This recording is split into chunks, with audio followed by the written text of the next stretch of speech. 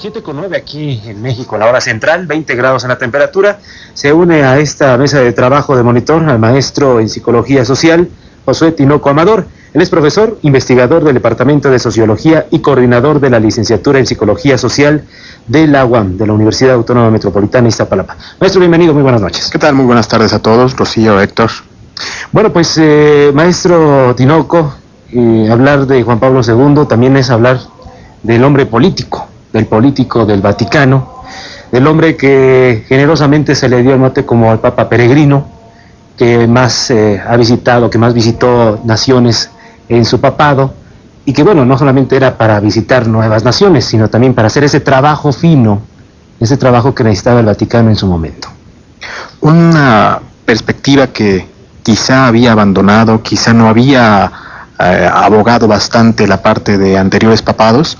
Este papa se preocupó por llevar la palabra, quizá haciendo símil, podríamos decir justamente como en aquellos momentos la imagen de Cristo va recorriendo los confines, las partes de Israel, de Jerusalén. En este caso este papa va recorriendo nuevamente sus espacios de trabajo, fundamentalmente Latinoamérica, un lugar donde la feligresía católica se siente muy cercana a las necesidades sociales, y el Papa se acercó a ellos, se acercó a responder estas problemáticas, estas necesidades, y obviamente no se podía lograr este acercamiento sin lograr acercamientos políticos, porque reconocía justamente que debido a sus antecedentes familiares, sociales, culturales, la política permite o impide muchas de las manifestaciones ideológicas, culturales, vivenciales. Este Papa lo reconoció y desde entonces siempre dio este camino a buscar un acercamiento con los líderes,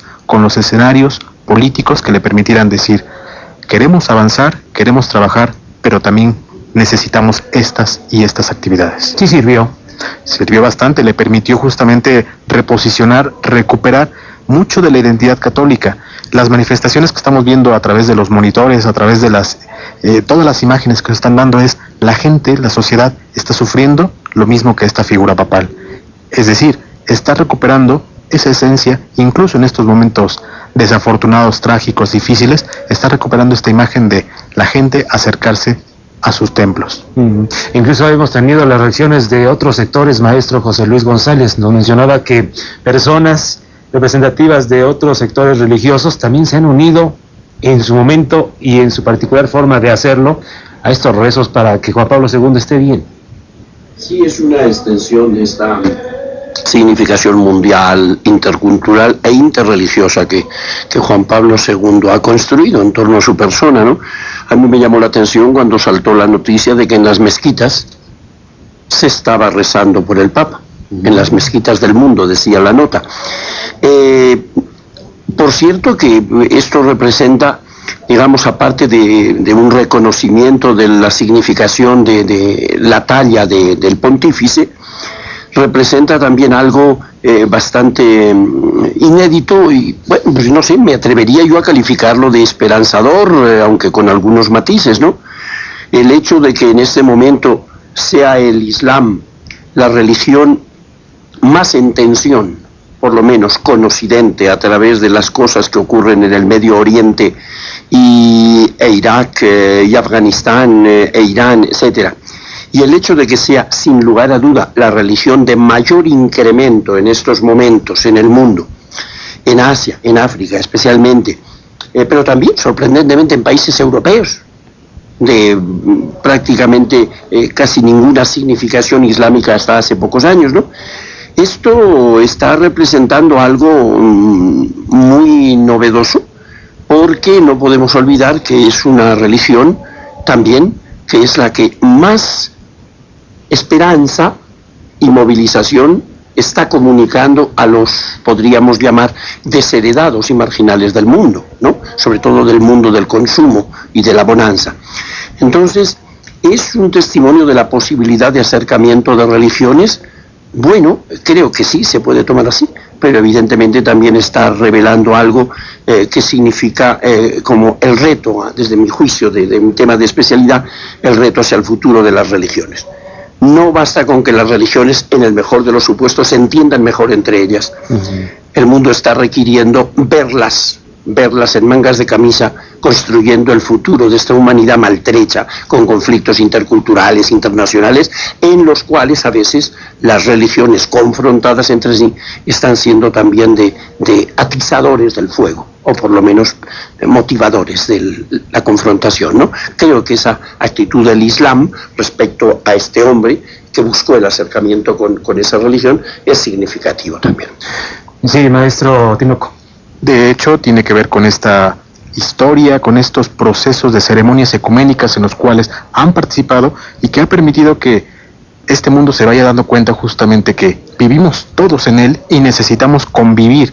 Esta parte, esta perspectiva, la entendió Juan Pablo, estuvo proponiéndola y en este momento pues está cosechando ese fruto que usted bien menciona, que está hablándonos de que les indica a los fieles, independientemente de cualquier orientación religiosa, o incluso hasta los que no lleguen a tener una orientación religiosa manifiesta, estamos ante un proceso en el cual una figura religiosa de uno de los cultos más grandes está teniendo un problema de salud. Sí. Requerimos la unidad ante esta problemática. Ese mensaje de unidad yo creo que va a ser bastante bueno en el sentido de que permite reconocer las diferencias en las religiones, no minimizarlas, sino entenderlas, acercarlas y construir sociedades más abiertas al proceso de convivencia. Siguiendo con este concepto de Papa Juan Pablo II como el hombre político y aprovechando que está aquí en esta mesa de trabajo el maestro Alfonso Zárate, se me viene a la mente, maestro Zárate, ese momento cuando Juan Pablo II fue a Cuba. Sin lugar a dudas fue un hecho inédito, un hecho en el que provocó también, y recuerdo también esta parte de su discurso, que Cuba se abriera al mundo y el mundo que se abriera a Cuba. Después de eso sí cambió la perspectiva de esta nación. Yo creo, obviamente es una materia que es, digamos, ajena a mi especialidad, pero me gustaría decir a propósito de Karol Wojtyła que, digamos, es uno de los grandes personajes de los últimos 25 años en el mundo y que en el caso mexicano tiene especialmente una enorme influencia política. Yo diría que muchas de las transformaciones que el país experimentó en los últimos años tienen que ver con la presencia de Juan Pablo II. Por ejemplo, la Constitución mexicana de 1917 mantuvo por 75 años su carácter radicalmente anticlerical. El constituyente de 17 fue un constituyente muy severo respecto del clero católico mexicano. Recuerdo un discurso en Querétaro de Francisco J. Múgica, en donde este gran jacobino decía: me han acusado de ser un enemigo de la Iglesia. En efecto, soy enemigo de la Iglesia, porque la considero la más funesta enemiga del pueblo de México.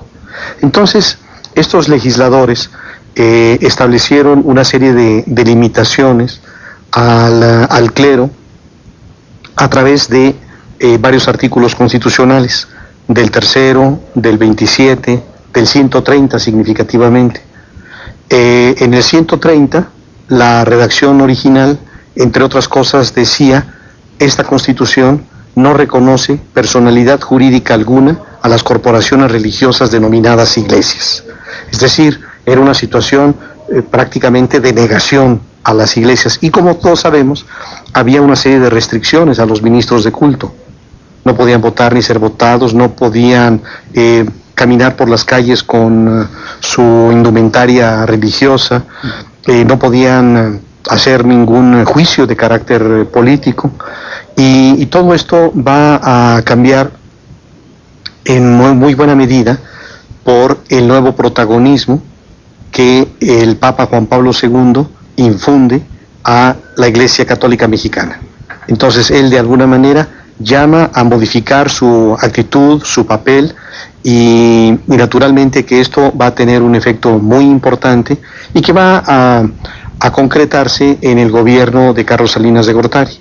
Cuando Salinas de Gortari llega a su toma de protesta ante el Congreso de la Unión, manda dos señales muy importantes. La primera es que asisten como invitados altos dignatarios de las iglesias.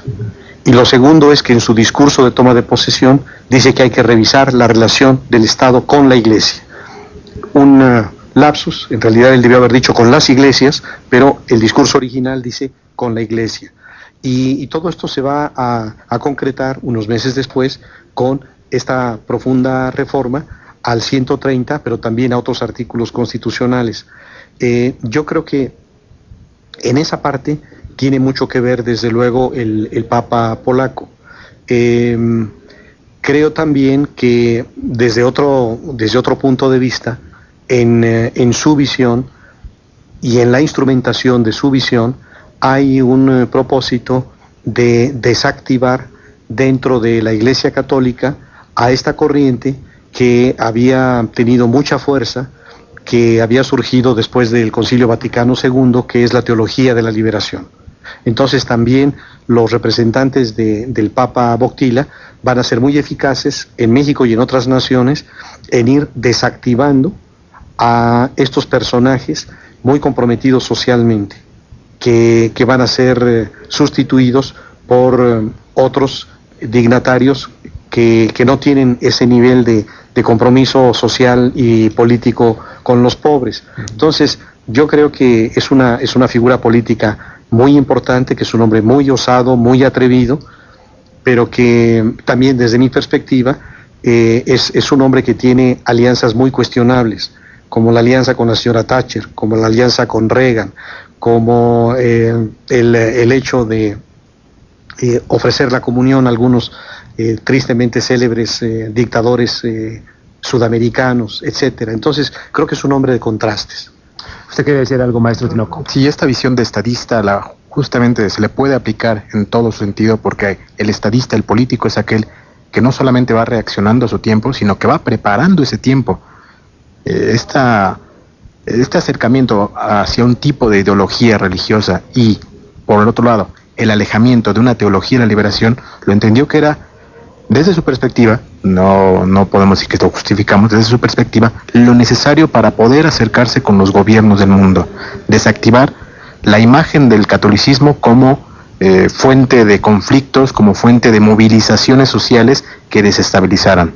Eso lo ubicó, lo entendió, no le gustaba tampoco esta estrategia de trabajo y definió con otros grupos de poder, obviamente aquí es donde intervienen ya otros poderosos, en los cuales se va aliando y va diciendo, para convertirnos en opción de los grupos religiosos, de la feligresía, para que los gobiernos no nos sientan amenazadores, hay que acercarnos hacia ellos. ¿Y qué necesitan los gobiernos? Respondía entonces también, ¿qué necesitaba en ese momento Salinas Gortari? Un proceso de legitimización. Lo va entendiendo y va respondiendo ante ello. Dice, no necesitan esto, vamos alejándonos. Vamos incluso con la perspectiva del zapatismo y su acercamiento abierto o semiabierto con este tipo de teología, y en el cual no se reconoce a través del catolicismo formalmente una participación social. La labor del católico, dicen, tiene que ver con lo espiritual, no lo social. Así se manifiesta. Sin embargo, en la práctica sí se le permite a la jerarquía acercarse a esta parte social. De hecho, lo que se está colocando ya como parte de una agenda prioritaria para el sucesor de Juan Pablo II es que esté en su prioridad colocar los asuntos sociales y los asuntos económicos del mundo. Pero, si nos permiten, por supuesto, maestro José Luis González, maestro Alfonso Zárate y maestro Josué Tinoco, vamos a tener contacto con nuestros reporteros. Así es, vamos al Estado de México porque ahí ya se está rezando. Seguimos con nuestros invitados especiales, el maestro José Luis González, el maestro en Psicología Social, José Tinoco Amador, y también, por supuesto, el maestro Alfonso Zárate.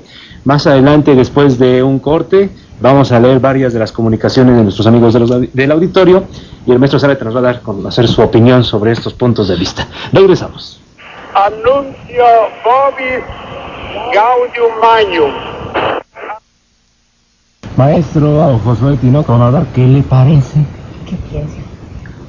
Vemos cada vez más fuerte la emoción de la feligresía católica, Y que se ha manifestado en distintos tonos, ¿no? Ya escuchábamos a este hombre.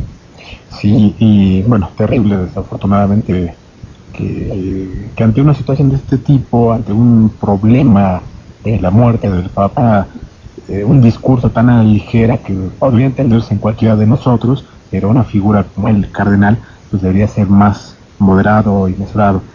Aquí me llama la atención y es importante ver las manifestaciones de afecto, de amor, de pasión que está manifestando la sociedad mundial, vamos a llamarle en ese sentido, ante un fenómeno que ya se había anunciado, pero no por anunciado quiere decir que ya estaba esperado totalmente. Desde hace un par de semanas ya se hablaba de la delicada situación y en este momento se está dando cuenta la feligresía mundial que prácticamente ya es inminente y entonces la reacción es en este momento volcarse hacia la Santa Sede, hacia las iglesias para manifestar su fe. ¿Sí? Nosotros pensábamos en esta exploración. Sin duda nuestros amigos radioescuchas también notificaron esta voluntad tal vez no muy lograda del Papa Juan Pablo II de reunir, por ejemplo, en diálogo a cristianos y musulmanes. También está su participación directamente con la Iglesia protestante, el hecho de simplemente encontrarse en 1982 con el arzobispo de Canterbury, una circunstancia que no se veía desde los siglos XV o XVI. Bueno, marcaba esta necesidad enorme de diálogo, pero también nos quedamos con el pendiente de reflexionar al respecto de la apertura como representante del Estado Vaticano con otros espacios de diálogo. Y aquí nos gustaría conocer su punto de vista al respecto, recordar lo que significó simplemente los contactos entre el Kremlin y el Vaticano, y la posibilidad de que después él fuera una figura fundamental en la caída del muro de Berlín. Su participación como tal en la vida política va a permanecer durante muchos decenios y quizá más allá, porque se comprometió con las causas sociales y platicábamos fuera de audio con el maestro José Luis González justamente este tipo de sociedad en la cual vivió y esta cultura de la represión que tuvo que pasar durante los años jóvenes y durante su pontificado allá en Polonia, le permitieron y le posibilitaron estar cercano a el poder político. Fue impresionante este acercamiento con la Iglesia Católica, con la Iglesia Ortodoxa y también con la Iglesia Católica en Rusia, justamente su acercamiento al poder político en Moscú, porque estaba hablándonos justamente de esta figura que se comprometía a dar todo, a ir por la sociedad. Necesitamos que la Iglesia Católica crezca. ¿Y cómo hacerlo? Hay que enfrentarnos al poder político. Y vamos hacia allá. Y tenía muy claro y muy convencido. No iba solo, aunque siempre se le veía solo. Son los grupos de poder que están apoyándolo hasta estos momentos y que incluso ahora en estos momentos desafortunados de su inminente muerte, van a estar presentes ante la sucesión, marcando la línea de por dónde va a dirigirse el nuevo papado, hacia dónde encaminar la nueva religiosidad católica en el mundo. Yo creo que su aporte no ha sido del todo ubicado y conocido totalmente, sino que pasarán todo un par de años hasta que podamos entender exactamente qué tanto logró convertir, convencer y modificar las relaciones sociales. Ha sido un testigo de la historia, ha sido una figura que ha marcado para muchos y así como peleó durante justamente las invasiones y los problemas allá en Polonia, lo que aquí estamos encontrando es que es una figura que nunca se ha rendido y que siempre está dando la batalla. Esa es una figura muy interesante, una figura que va a marcar mucho de lo que el católico actual va a ser. ¿Cuál va a ser el papel de los jóvenes y en particular de los jóvenes en América Latina o en Iberoamérica para lo que representa seguramente un nuevo periodo para el Vaticano? El catolicismo, el Vaticano reconoce el papel preponderante que debe de jugar la juventud en sus filas. Una iglesia basada solamente en gente mayor no puede subsistir. Y ese acercamiento con los jóvenes, este papa lo fue trabajando bastante bien. Los jóvenes, uno pensaría que, pues por su juventud, por sus necesidades y pasiones, están totalmente alejados de la vida religiosa. Y en parte es cierto, porque lo que están alejados es de la doctrina autoritaria religiosa, de esas figuras que les prohíben todo. Sin embargo, cuando empezamos a estudiar y a acercarnos a cómo viven su vida, nos damos cuenta de que la religión va marcando mucho de su camino. Una investigación que estamos terminando en este momento justamente en jóvenes universitarios de todo el DF, nos está hablando de que independientemente del tipo de institución, pública, privada, universidades confesionales, universidades de orientación netamente religiosa y otras que son no confesionales y públicas, estamos encontrando el fenómeno religioso presente, emergente, con sus claras diferencias, eso sí, marcado entre públicas y privadas y en algunas universidades, pero es impresionante que no es tan alejado como uno supondría. La religiosidad está presente en ellos. Viven los ritos, viven la creencia en Dios, pero lo que no les está gustando tanto son estas trabas y estos sacramentos que son piedras inamovibles. Lo que consideran es, tiene que acercarse la religión a mis necesidades de joven. No modificarse directamente, sino darme respuesta a mí, que es muy diferente, que algunos jerarcas lo ven como, pues quieren libertinaje y quieren que cambien las cosas y que no haya la santidad que debe existir. Y por el contrario, los jóvenes lo que están diciendo es, quiero una iglesia que me responda a mis necesidades aquí y ahora. Tengo estas pasiones y estos deseos. ¿Qué me dice usted, jerarca? Entonces, en la medida en que este papa se acercó a los jóvenes y buscó mucho el papel de los jóvenes, eran impresionantes en las congregaciones, siempre daba un espacio para los jóvenes, porque reconocía que son el futuro de la iglesia. En la medida en que el nuevo papado también se acerca a los jóvenes, le va a permitir modificaciones a las formas de relación y de creencia de la vida católica e incluso de la vida no católica. Y pues estamos hablando de jóvenes, nos habla un pequeño, tiene 11 años, es Alfredo Higareda Pérez, nos escucha desde Nezahualcóyotl. En principio le mando un gran abrazo a los conductores, muchas gracias, Alfredo.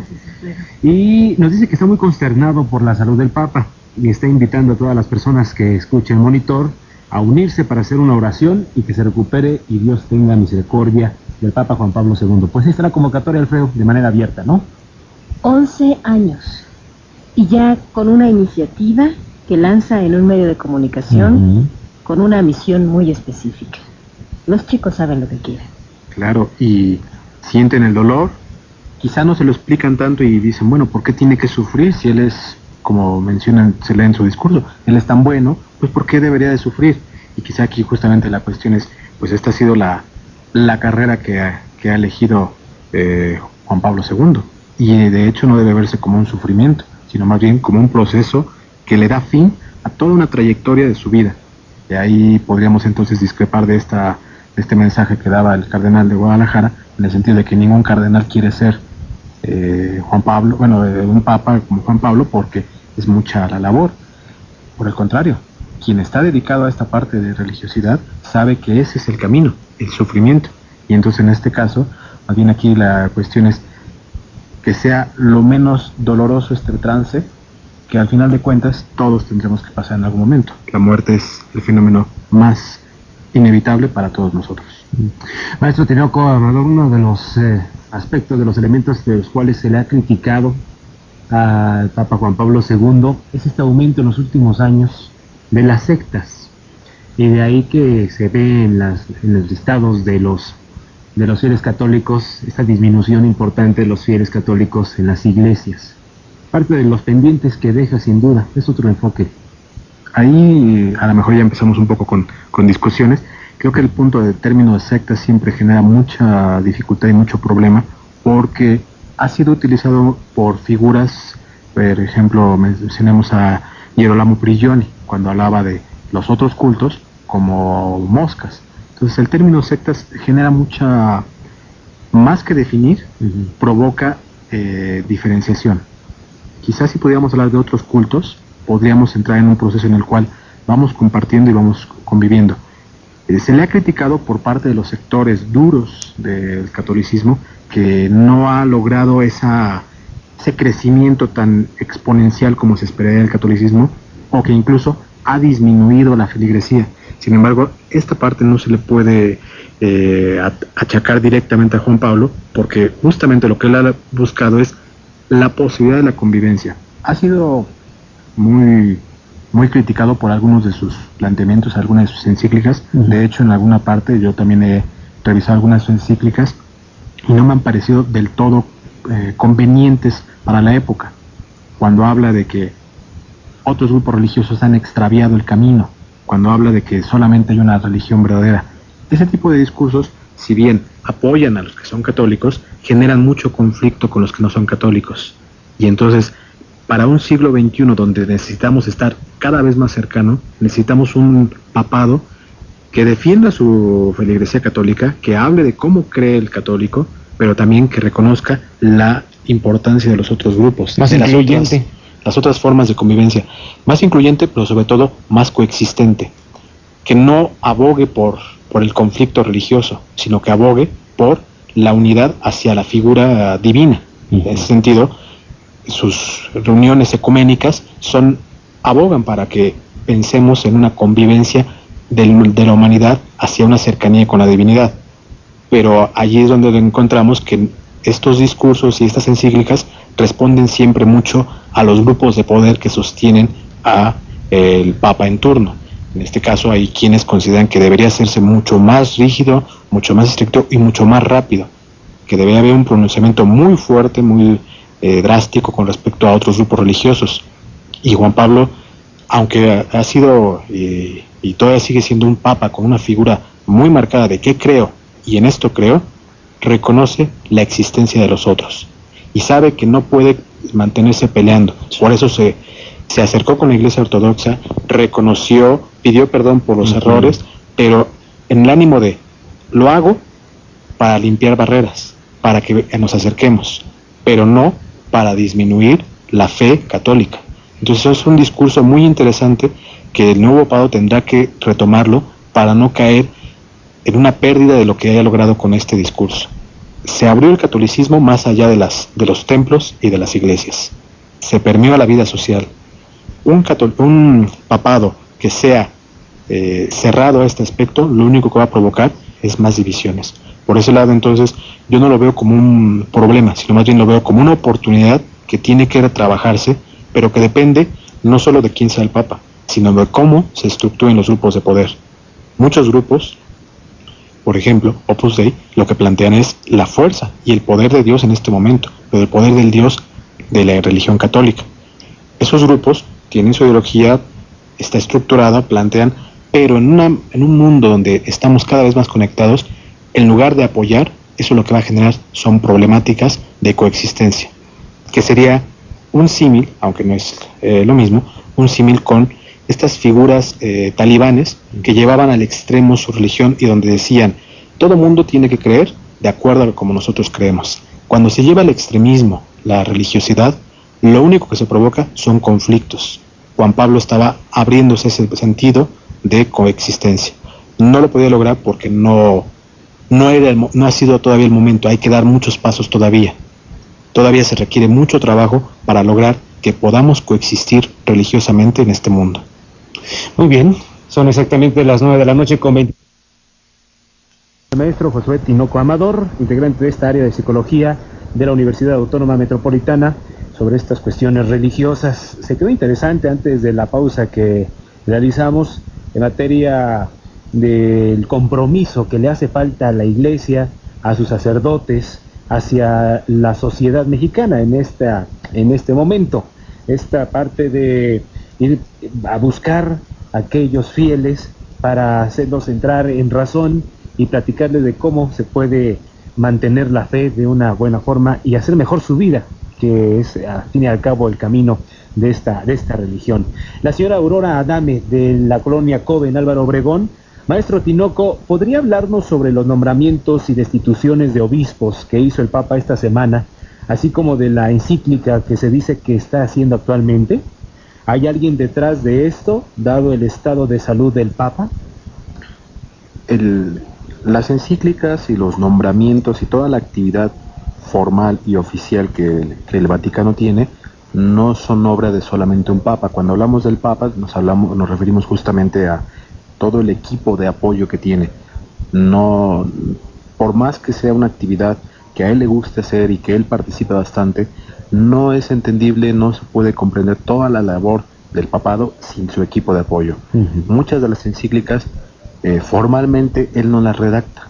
Formalmente ningún papa redacta tal cual todo, siempre tiene su equipo de apoyo que le va diciendo, le va aconsejando y al cual él va delegando también actividades. Esto no indica que no lo revise, o sea, obviamente él tiene que hacer una revisión y un proceso.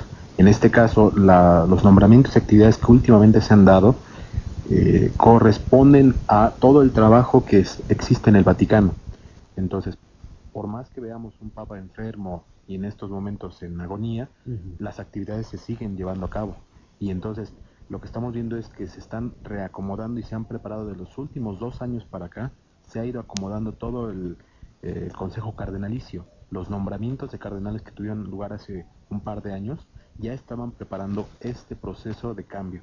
Entonces estamos viendo una manifestación ya pública de las actividades extra papa y también que son intramuros. Entonces toda esta actividad vamos a seguir observándola y también vamos a seguir viendo que la parte fundamental, el grupo que más apoya todas las actividades del Papa tiene que ver con la parte familiar. Y aquí es donde nos va dando incluso una línea de por dónde viene la nueva forma de trabajo del catolicismo.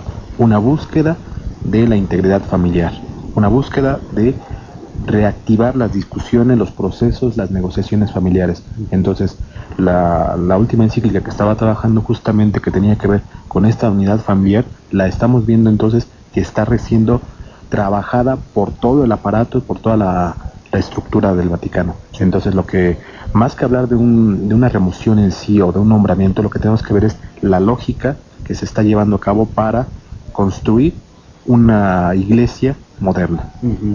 Por otra parte, maestro Tinoco, estábamos hablando sobre este compromiso que debe tener los jerarcas de la iglesia, de los sacerdotes que están en las iglesias de las colonias, en el Valle de México, en todo el país y también en todo el mundo. Y me llamó mucho la atención una frase que usted comentó hace unos minutos. Hace falta que los sacerdotes se fajen la sotana. Una expresión muy vulgar quizá, pero que habla justamente de... estamos viendo en este momento la agonía del Papa, que es el vicario de Cristo. Y las imágenes que se han mostrado, las películas que se han hecho sobre Cristo, nos están hablando de una figura que va a la comunidad. Jesús, Cristo, iba por sus fieles, iba a esas casas. Y hacía las críticas justamente a los sacerdotes de aquel entonces que se habían quedado en la estructura y que habían perdido la base. Esa crítica que le hizo, bien conviene retomarla hoy en día y tratar de entender qué tanto aplica. No podemos decir que sea no automático. No intentamos tampoco negar la validez o el trabajo que están dando los sacerdotes. Sin embargo, es importante que ellos reconozcan cuál es el papel, la encomienda que les dejó Jesús. Ir y predicar el Evangelio.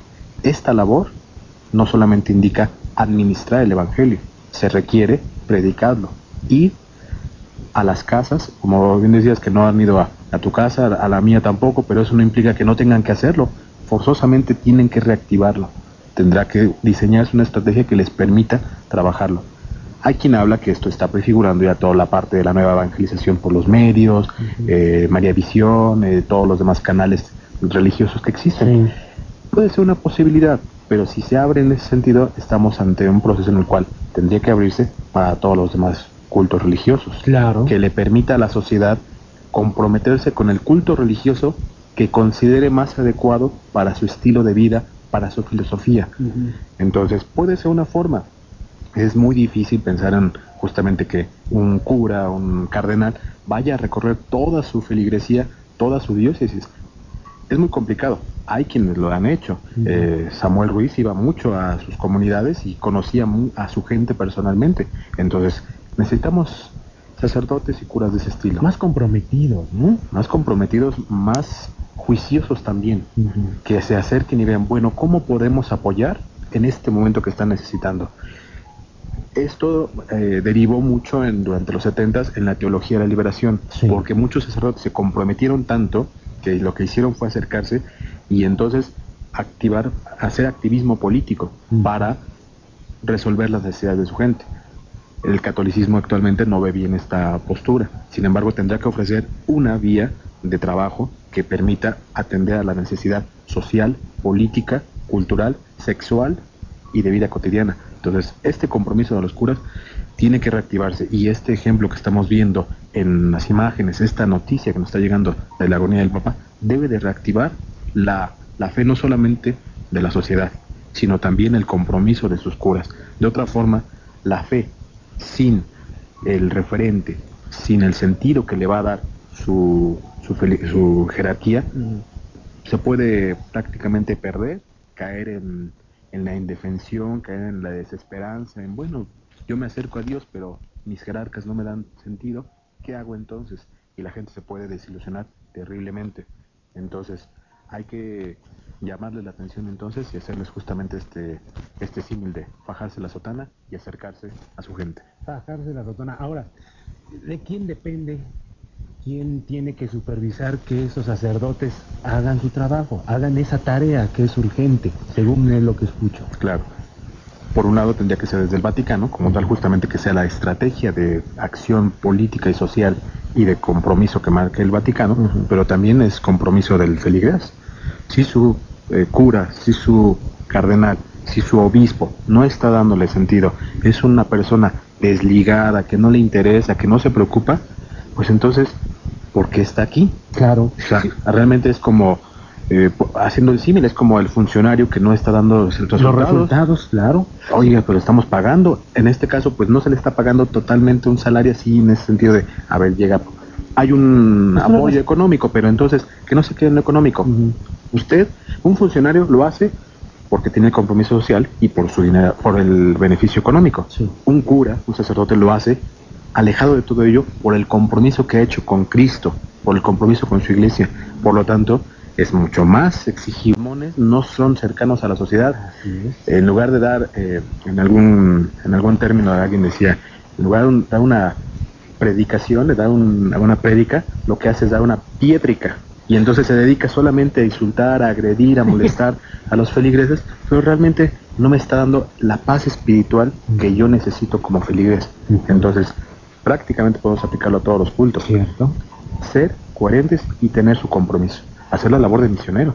Claro, porque en lo que hemos escuchado, leído o visto, nunca nos hemos enterado que la iglesia dé a conocer que ha retirado a cierto sacerdote, a cierto obispo, por no cumplir esa esencia de la iglesia. Esta parte que mencionábamos sobre mantener la fe. Se ha mencionado la reubicación de diócesis de estas personas que están dedicadas a una parte. Recuerdo mucho el asunto de Chiapas, ¿no? En otras partes del mundo ha ocurrido esto, pero no nos mencionan del por qué. Incluso hasta se percibe que los elementos fueron más políticos que por otra causa, ¿no?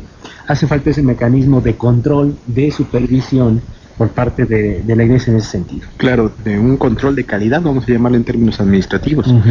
Formalmente existe esta lógica de que un cura y de un obispo no pueden estar mucho tiempo en una sola diócesis, con el propósito de no generar conductas de encubrimiento o de hacerse de la vista gorda, como dicen vulgarmente. Entonces simplemente lo que se hace es, se va removiendo con el propósito de que la comunidad tenga nuevas fuentes, nueva vida, un reavivamiento con cada cura que llegue. Sí.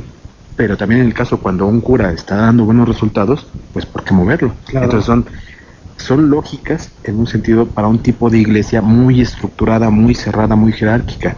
Pero aquí habría que responderle, la comunidad está sintiéndose a gusto, ¿qué le recomienda a su cura?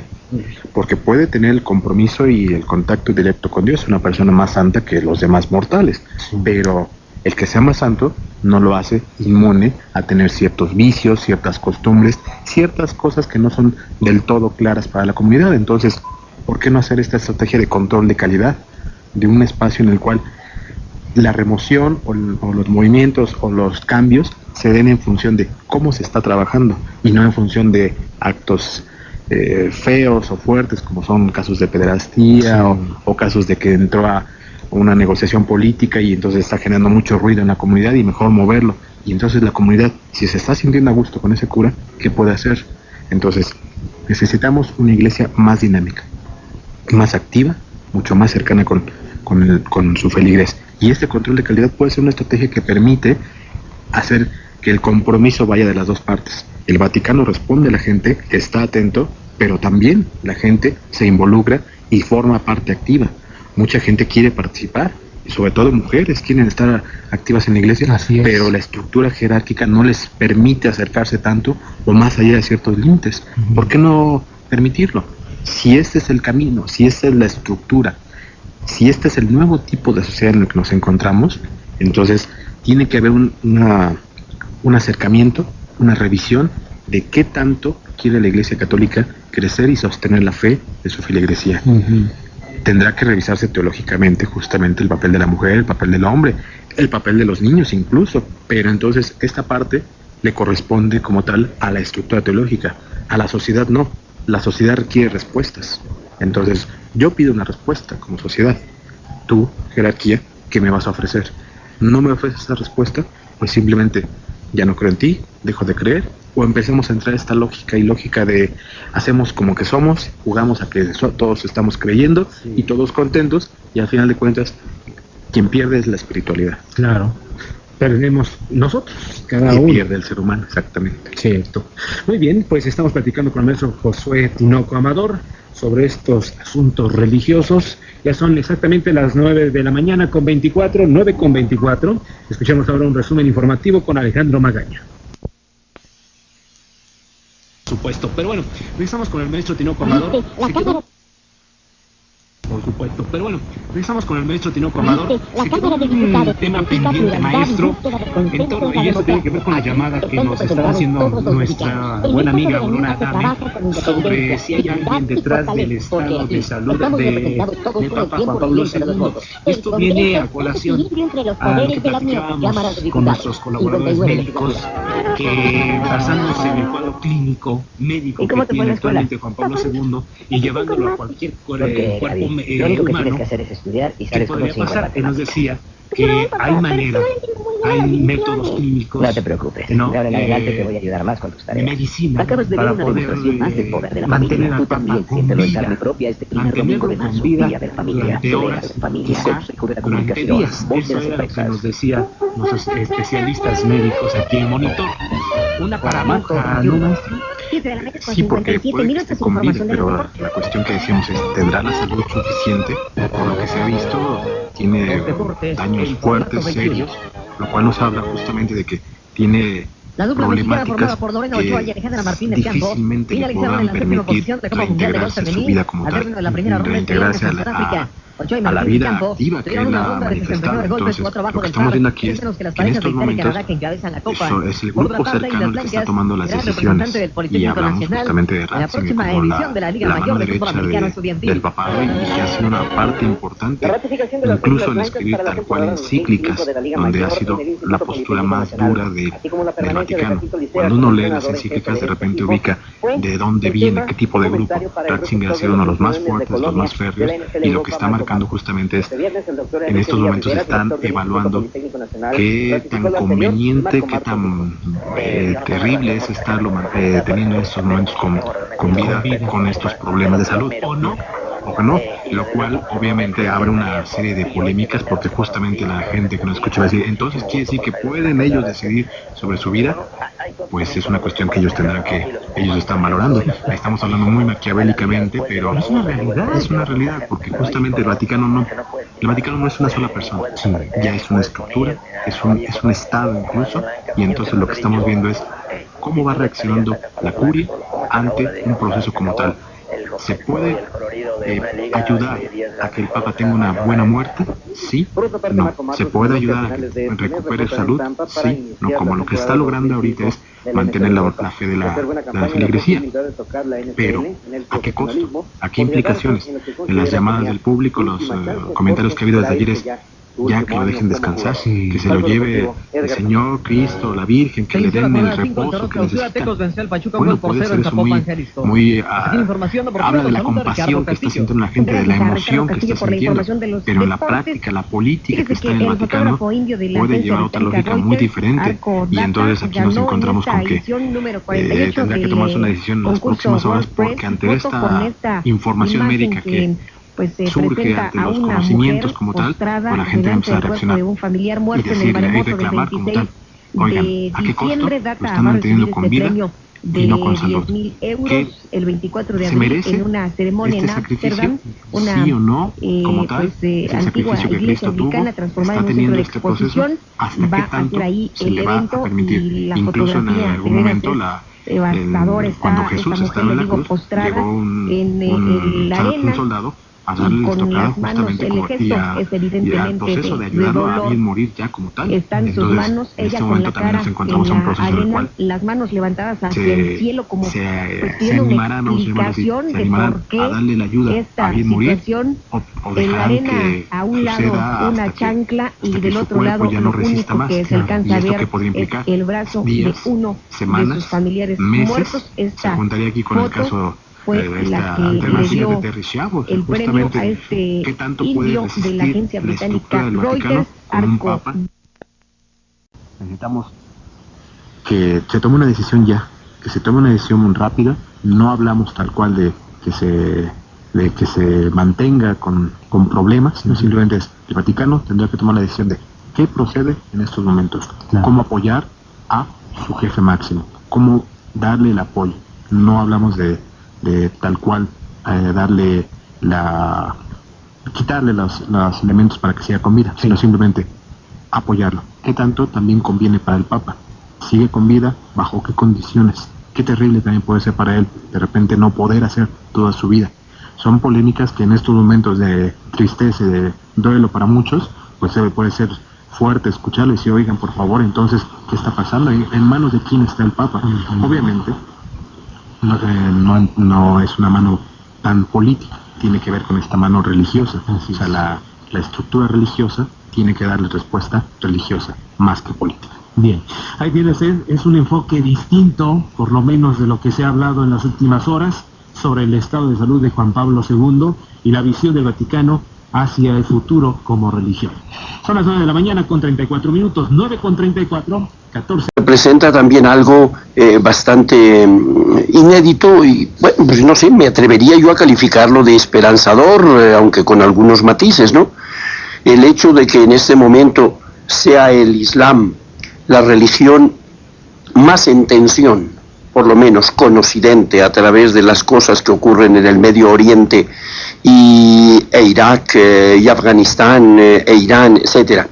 Y el hecho de que sea, sin lugar a duda, la religión de mayor incremento en estos momentos en el mundo, en Asia, en África especialmente, pero también sorprendentemente en países europeos, de prácticamente casi ninguna significación islámica hasta hace pocos años, ¿no? Esto está representando algo muy novedoso, porque no podemos olvidar que es una religión también que es la que más esperanza y movilización está comunicando a los, podríamos llamar, desheredados y marginales del mundo, ¿no? Sobre todo del mundo del consumo. A través de los monitores, a través de todas las imágenes que están dando, es la gente, la sociedad está sufriendo lo mismo que esta figura papal. Es decir, está recuperando esa esencia, incluso en estos momentos desafortunados, trágicos, difíciles, está recuperando esta imagen de la gente acercarse a sus templos. Incluso hemos tenido las reacciones de otros sectores. Maestro José Luis González nos mencionaba que personas representativas de otros sectores religiosos también se han unido en su momento y en su particular forma de hacerlo a estos rezos para que Juan Pablo II esté bien. Sí, es una extensión de esta significación mundial, intercultural e interreligiosa que Juan Pablo II ha construido en torno a su persona, ¿no? A mí me llamó la atención cuando saltó la noticia de que en las mezquitas se estaba rezando por el Papa, en las mezquitas del mundo, decía la nota. Por cierto que esto representa, digamos, aparte de un reconocimiento de la significación de la talla del pontífice y de la bonanza. Entonces, es un testimonio de la posibilidad de acercamiento de religiones. Bueno, creo que sí, se puede tomar así, pero evidentemente también está revelando algo que significa como el reto, desde mi juicio, de un tema de especialidad, el reto hacia el futuro de las religiones. No basta con que las religiones, en el mejor de los supuestos, se entiendan mejor entre ellas. El mundo está requiriendo verlas verlas en mangas de camisa construyendo el futuro de esta humanidad maltrecha con conflictos interculturales, internacionales, en los cuales a veces las religiones confrontadas entre sí están siendo también de atizadores del fuego, o por lo menos motivadores de la confrontación, ¿no? Creo que esa actitud del Islam respecto a este hombre que buscó el acercamiento con esa religión es significativo también. Sí, maestro Tinoco. De hecho, tiene que ver con esta historia, con estos procesos de ceremonias ecuménicas en los cuales han participado y que ha permitido que este mundo se vaya dando los confines, las partes de Israel, de Jerusalén. En este caso, este Papa va recorriendo nuevamente sus espacios de trabajo, fundamentalmente Latinoamérica, un lugar donde la feligresía católica se siente muy cercana a las necesidades sociales, y el Papa se acercó a ellos, se acercó a responder estas problemáticas, estas necesidades.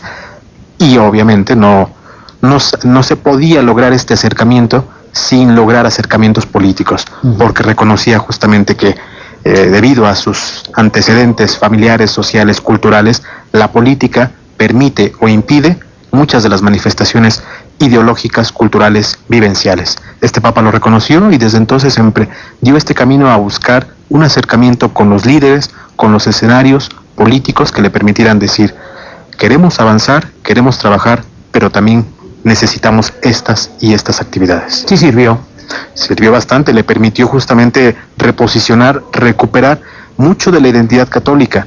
Las manifestaciones que estamos viendo. 7:09 aquí en México, la hora central, 20 grados en la temperatura.